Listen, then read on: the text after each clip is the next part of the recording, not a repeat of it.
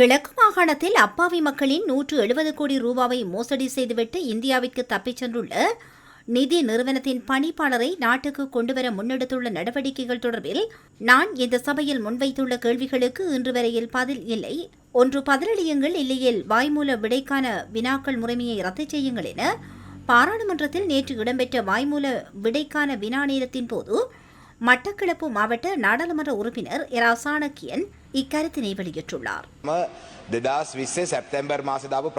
சம்மாந்துறை, கல்முனை, பொத்துவில், ஏறாவூர் மற்றும் மருதமுனை ஆகிய பகுதிகளில் 2014/2/5 முதல் பிரீவெல்ட் இக்ளோஃபல் பிரைவேட் லிமிடெட் என்னும் பெயரில் நிதி நிறுவனம் ஒன்று நடத்தி செல்லப்பட்டதா.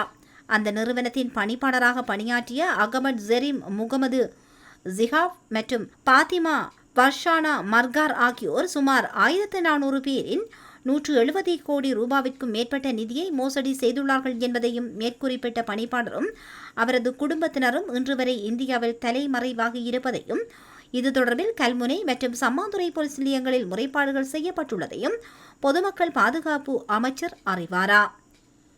இவர்களை கைது செய்து இலங்கைக்கு அழைத்து வர எடுக்கப்படும் நடவடிக்கைகள் என்ன என்பதையும் அமைச்சர் சபைக்கு அறிவிப்பாரா.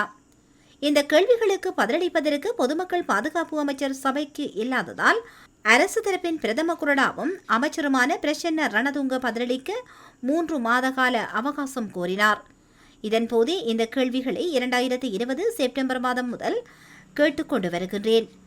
நடுத்தர மக்களின் 170 கோடி ரூபாய் மோசடி செய்யப்பட்டுள்ளது.